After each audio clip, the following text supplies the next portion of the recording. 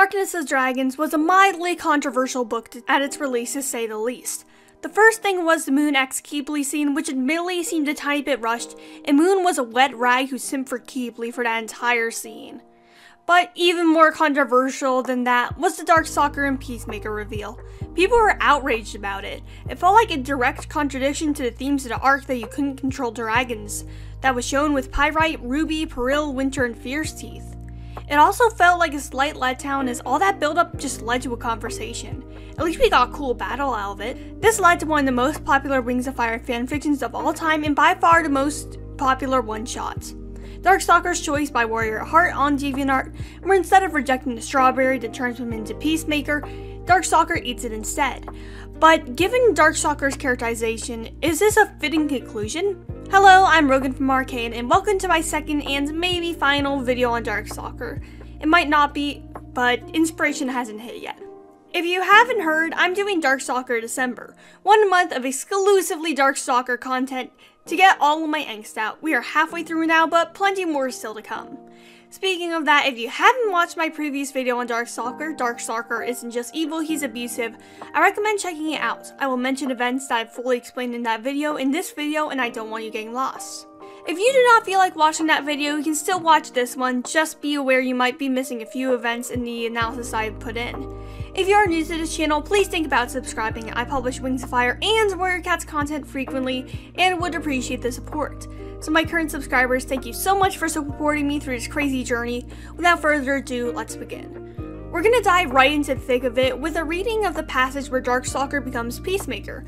I'm gonna make a lot of stops in this, so please don't skip this section and thinking it's just gonna be reading. Wait, Darkstalker, Moon cut in. I've had a new vision since the moment Jade Mountain didn't fall. I wasn't sure it was a vision at first, but it keeps looping back over and over. Which one? Darkstalker asks, his gaze shifting to the faraway look. Keeply is an animus, I like that one, even though it wasn't strongly probable. It could have been probable if he ripped the earring off of Keeply, however, somehow he isn't evil enough to do that, yet he enchants other dragons without their permission? Tiny bit weird, but okay. The others, none of them are perfect. I can see I never get clear sight right. The Ice Kingdom is a frozen wasteland that's a misery to conquer, kinda like Russia. The sea wings never stop popping out of the ocean to fight us no matter how many times I think I've stamped them out. The rain wings are impossible. It's like trying to fight butterflies. An army of invisible butterflies who can melt your face off the moment you fall asleep. He rubbed his eyes. Thanks to those earrings, becoming the king of the whole continent is a lot harder than it should be. It's exhausting. I'm tired and I haven't even begun yet. Darkstalker, you did begin. You tried to wipe out the ice wings. He sat down heavily, resting his chin on the ground in front of Foeslayer. And what's the point, he said sadly. Clear sight's gone, I can never have dragonettes, I never fall in love again.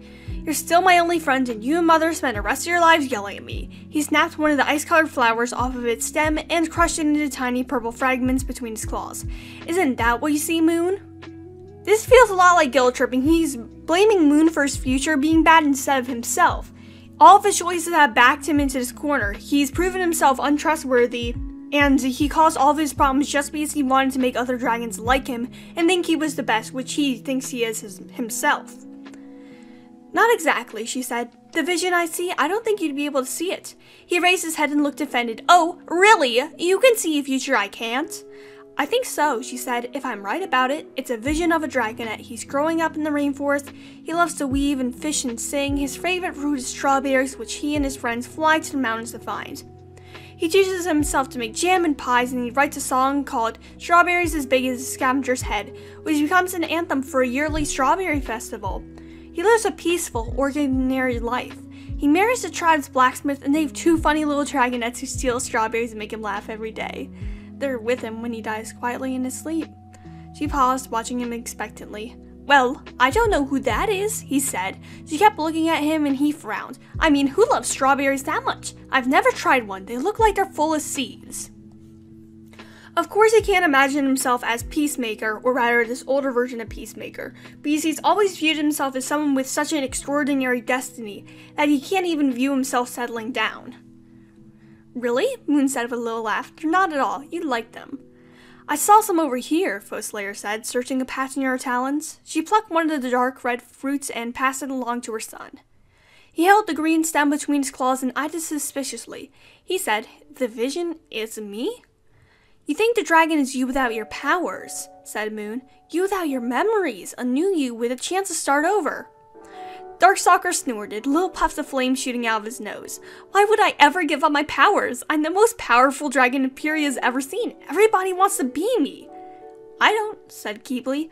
Me neither, said Kinkajou. Evil and smug and fat-headed and evil? No thank you.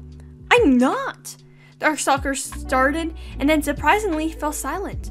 Foeslayer settled her tail over him and patted one of his free talons as though it was a lonely sloth. You could be happy, she said to him.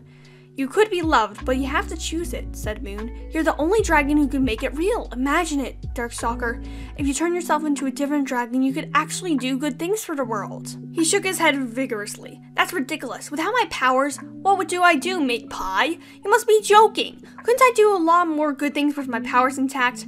He asked. Like, take Pyria into the glorious future I've seen.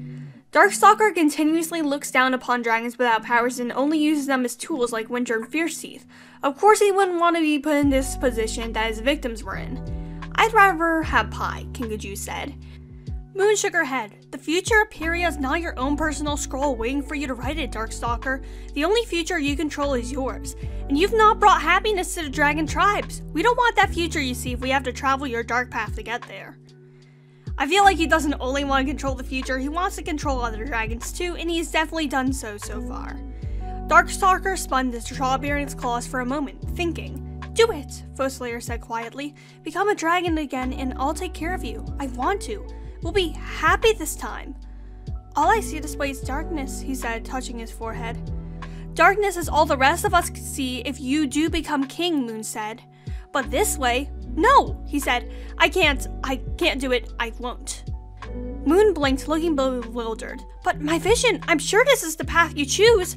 Darkstalker's tail lashed back and forth, throwing off his mother's. I don't want to lose all my memories. I'd forget clear sight, she'd be even more gone than she is now. He rose to his feet. No, I'm gonna be king. King of the whole continent, king of all the tribes, that's my future. I've seen it 1,000 times. Darkstalker, please, Moon pleaded. I know there's good in you still. If you listen to it, you'll choose this for yourself. I'm sure you will. You are a bunch of small-minded lizards, he said, rising to his full height and spreading his wings. What did you think? I tasted strawberry and sighed, wow, that's sure worth giving up my magic for. He looked down at the tiny fruit's claws and ripped off all the green leaves. Or did you have turtle enchanted, or perhaps some other secret animus I don't know about? It doesn't matter. You boring, ordinary creatures. I can't be enchanted by anyone. I'm smarter now. I've made myself completely safe. Nobody's animus magic will work on me, which means nobody will be able to stop me. He threw the strawberry in his mouth and swallowed it, casting a dark look at his mother. Actually, said Kinkajou, there is one dragon's magic who will still work on you. He glowered down at her. You're wrong. I'm right, she snapped back. Oh really? Whose? She glared right back, and her scales were the color of burning strawberries. Your own. Personally, I find it amusing that Darkstalker was the cause of his own downfall. There's sort of a poetic irony, a bit of schadenfreude there, that he controlled and contorted all these dragons into something they weren't, only for the same thing to happen to him. Darkstalker, at this point, is soft-locked. He can't make any good move, as his magic no longer directly affects dragons. Sure, he can make an invisible wall around the kingdoms with earrings, but the other animus dragons would just rip them down. He's confirmed, using Future Sight, that no matter what he does, his goals will not be achieved. Clear Sight will never be perfective, he will never be the king of all 7 tribes, and he won't even get peace within his own tribe. His mother and Moon will just keep on arguing with him. He is being offered a new start life. A reprieve from all that. However, he rejects that.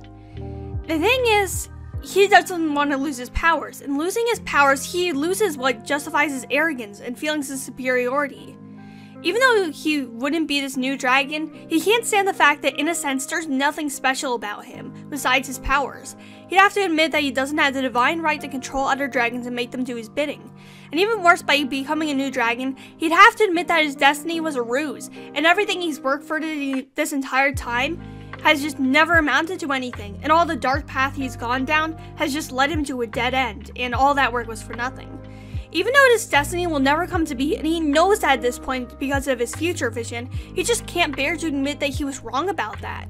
Darkstalker refuses a strawberry because in doing so, he'd have to admit all of his faults, instead of simply giving up an inch like he did when he told Keebly sending the plague was a bad idea, but refusing to apologize or give sympathy.